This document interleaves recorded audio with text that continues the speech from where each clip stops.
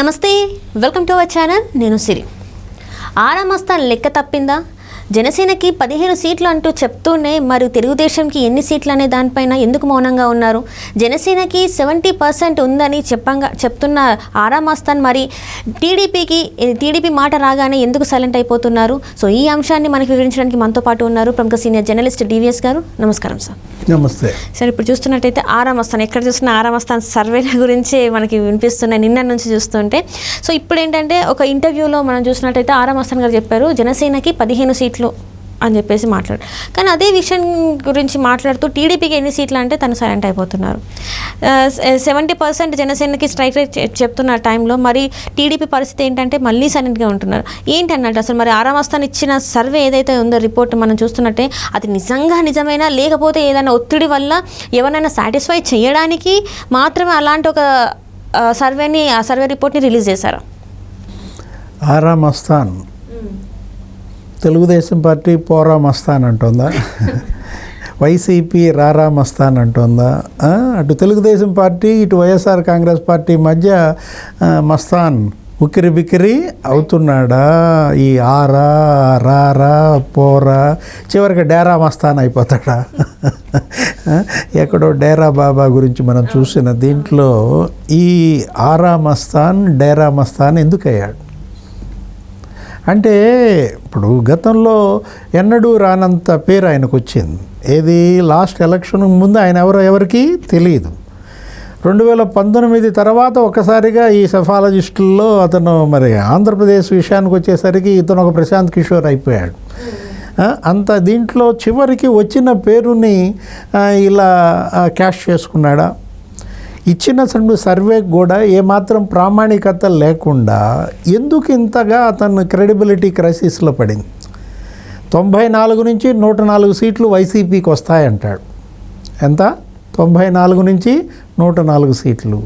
కానీ జనసేన బాగా వర్కౌట్ అయింది, 15 సీట్లతో జనసేన గెలుస్తుంది అంటాడు. జనసేన వైసీపీ భాగస్వామ్య పక్షమా? టీడీపీ బీజేపీ అంటే కూటమిలో ఉన్నారు. ఇప్పుడు జనసేనకి 15 సీట్లు వచ్చినప్పుడు జనసేనతో కలిసి పోటీ చేసిన తెలుగుదేశంకి ఇంకెన్ని సీట్లు వస్తాయి? జనసేనకి అసలు మొదటి నుంచి భాగస్వామ్య పక్షంగా ఉన్నటువంటి బీజేపీకి ఇంకెన్ని సీట్లు వస్తాయి? ఎన్డీఏ భాగస్వామ్య పక్షాలు 3 ఆంధ్రప్రదేశ్లో తెలుగుదేశం, జనసేన, బీజేపీ. ఆ మూడిట్లో ఒక పార్టీ విజయాన్నే ఆరామస్థాన్ ఒప్పుకుంటాడా? అర్థం కావటల్లా, లాజిక్ అర్థం కావటల్లా. గెలిచేది ముఖ్యమంత్రి జగన్మోహన్ రెడ్డి అంటాడు, జనసేనకు 15 సీట్లు వస్తాయి అంటాడు. అంటే జనసేన మరి ఆయనే ప్రధాన ప్రతిపక్ష నాయకుడు అవుతాడా? తెలుగుదేశంకి 15 కూడా రావా? ఇప్పుడు తను ఇచ్చిన సర్వే కనుక మనం చూసినట్లయితే వల్లభనేని వంశీ గెలుస్తాడంటాడు. గన్నవరంలో వల్లభనేని వంశీ నామినేషన్ నాడే నీళ్లు తాగాడు. ఇది అసలు నామినేషన్ పేపర్లు వేయటానికి ఆ రోజు మనం చూసాం వీడియోల్లో. ఆపసోపాలు పడి ఆయన అసలు కింద పడిపోయి స్పృహ తప్పి ఏదో నీళ్లు తాగినట్టుగా మళ్ళీ ఏదో వెళ్ళి వేసిన పరిస్థితి. అదే కాదు, ఎన్నికల్లో కూడా పోలింగ్ నాడు ఏం జరిగింది? ఆయన వెంటపడ్డారు. అది తెలుగుదేశం పార్టీ వాళ్ళంతా ఆయన వెంటపడేసరికి ఆయన పారిపోతున్నట్టుగా మనం చూసాం ఒక్కొక్క గ్రామంలో. ఎవరు? వల్లభనేని వంశీ. ఎలక్షన్ అయిపోయిన తర్వాత అసలు వంశీ ఎక్కడున్నాడో తెలియదు. ఎక్కడికి వెళ్ళిపోయాడు? అమెరికా వెళ్ళిపోయాడు. అమెరికాలో అదేదో వీసాకు కూడా అప్లై చేశాడని, అక్కడేదో వ్యాపారం పెట్టుకున్నాడని మీడియాలో కథనాలు వచ్చాయి వల్లభనేని వంశీ మీద. ఇతను మరి ఇచ్చిన సర్వేలో వంశీ గెలుస్తున్నాడు అంటాడు. కొడాలి నాని ఓడిపోతున్నాడు గుడివాడలో అంటాడు. వంశీ గెలవడం ఏంటి, కొడాలి నాని గుడివాడలో ఓడిపోవడం ఏంటి? సింక్ అవుతుందా?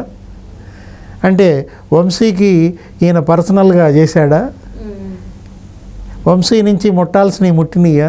నాని నుంచి ముట్టాల్సినవి ముట్టలేదా? ఎలా చూడాలా?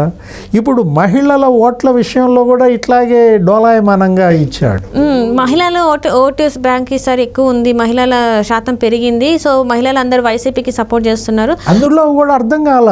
ఏది 56% మహిళలు వైసీపీకి ఓటేశారు, 42% మహిళలు కూటమికి ఓటేశారు అన్నాడు. పురుషులు 52% కూటమికి వేశారు, 45% వైసీపీకి వేశారు అంటాడు. ఈ జెండర్ సర్వే ఏంటో నాకు అర్థం కాల. ఇప్పుడు పురుషులు వేసినా మహిళలు వేసినా ఇలా ఇంత వైవిధ్యం ఉండదు. జస్ట్ మహా ఉంటే 1% తేడా ఉంటుంది, 2% తేడా ఉంటుంది. కానీ పురుషులకిను మహిళలకి ఓటింగ్లో ఇంత వైవిధ్యం ఎక్కడి నుంచి వస్తుంది? పురుషులేమో కూటమికి వేయటం ఏంటి, తెలుగుదేశం జనసేనకి, మహిళలేమో వైసీపీకి వేయటం ఏంటి? దాన్ని అడ్డం పెట్టుకుని మస్తాన్ ఇచ్చాడు అనుకో, తిక్కల సర్వే ఏదో.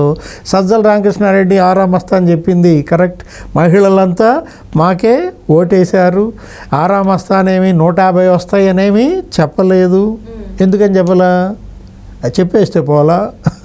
ఇప్పుడు ఐప్యాక్తో భేటీలో జగన్మోహన్ రెడ్డి ఏమన్నాడు? 151+ అన్నాడు. అదే సర్వే ఇచ్చేస్తే పోయేది కదా. 94 నుంచి 104 ఏమో వైసీపీకి వస్తాయంట, 80 నుంచి 90 వరకేమో తెలుగుదేశం బీజేపీ వీటికి వస్తాయంట. ఏంటి కొప్పునూరు పంచాయతీ? మనకి ఆ గ్రామాల్లో ఏంటంటే ఏదైనా తగాదా వచ్చిందనుకో, మూడు పెళ్ళాం తగాదా కానీ, గట్టు తగాదా కానీ, ఏదన్నా గేదెల తగాదా కానీ, ఏది వచ్చినా కానీ ఏం చేస్తారు? గ్రామాల్లో రచ్చబండ దగ్గర చేసే పంచాయతీ ఇటాగే ఉంటుంది. అటొకటి ఇటొకటి వేసుకోండి అంటారు. దాన్నే కొప్పునూరు పంచాయతీ అని కొంతమంది కొన్ని గ్రామాల్లో అంటారు, పెదరావూరు పంచాయతీ అని ఇంకో చోట అంటారు, బట్టిప్రోలు పంచాయతీ అని ఇంకో చోట అంటారు. ఆరా మస్తాన్ సర్వే కొప్పునూరు పంచాయతీలా ఉందంటావా, పెదరావూరు పంచాయతీలా ఉందంటావా, బట్టిప్రోలు పంచాయతీలా ఉందంటావా? Right sir. అంటే ఇక్కడ చూసినట్టయితే రైజ్ కానివ్వచ్చు, కేకే కానివ్వచ్చు, ఇంకా కొన్ని సంస్థలు అన్నీ కూడా ఒకవైపుగా ఉంటే ఒకటే రకంగా ఒకటే రకంగా 40 సంస్థల సర్వేలు కూటమి గెలుస్తాయని 35 ఇచ్చాయి. ఇక్కడనేమో ఆరా మస్తాన్ గారికి మాత్రం అంత రివర్స్లో ఉంది నది. అంటే ఊరంతా ఒక దారి అయితే ఉలిపి కట్టిదో దారి. ఆరా మస్తాన్ ఇవాళ జగన్మోహన్ రెడ్డి కోసం తన క్రెడిబిలిటీనే కోల్పోతున్న పరిస్థితి అన్నమాట. అంటే అఫ్కోర్స్ దానికి తగ్గట్టుగా ఆయన అక్కడ పొంది ఉండొచ్చు. ఏది? జగన్మోహన్ రెడ్డి దగ్గర. జగన్మోహన్ రెడ్డికి ఆయన బాగా దగ్గర అయ్యాడు, తెలుగుదేశం పార్టీకి దూరం అయ్యాడు. ఇప్పుడు తనే చెప్తున్న దీంట్లో, ఇప్పుడు లండన్లో పొన్నవోలు సుధాకర్ రెడ్డి మాట్లాడిన వీడియో విన్నావు కదా. లండన్లో కన్నీళ్లు పెట్టుకుంటా పొన్నవోలు సుధాకర్ ఏమని మాట్లాడాడు? ఆయన ఏఏజీ జగన్మోహన్ రెడ్డి కంటే 4 అడుగుల దూరంలో ఉండి ఆయన కళ్ళల్లో కళ్ళు పెట్టి చూసి మాట్లాడితే ఆయన కోసం చచ్చిపోతారంట. Jaganmohan Reddy is not a man, is an emotion అనో ఏదో అన్నాడు. అంటే ఇక ఏ స్థాయిలో ఆయన ఏఏజీ స్థాయిలోనే అంత పిచ్చి వచ్చిందంటే ఇంకంత అది అతని కోసం చనిపోవడానికి కూడా సిద్ధమవుతున్నాము అన్నట్టుగా మెసేజ్ ఇస్తున్నారంటే ఎటుపోతుంది ఈ రాష్ట్రం? వీటన్నిటికీ కూడా రేపు జూన్ 4వ తారీఖు ముగింపు. సో చూడాలి సార్, మరి జూన్ 4 తారీఖున మరి ప్రజలు ఏం ఎన్నుకున్నారు ఏంటనేది అయితే మనకు 4 తారీఖున తెలుస్తుంది. సో అంతవరకు అయితే మనం వేచి చూద్దాం. ధన్యవాదాలు సార్. నమస్తే.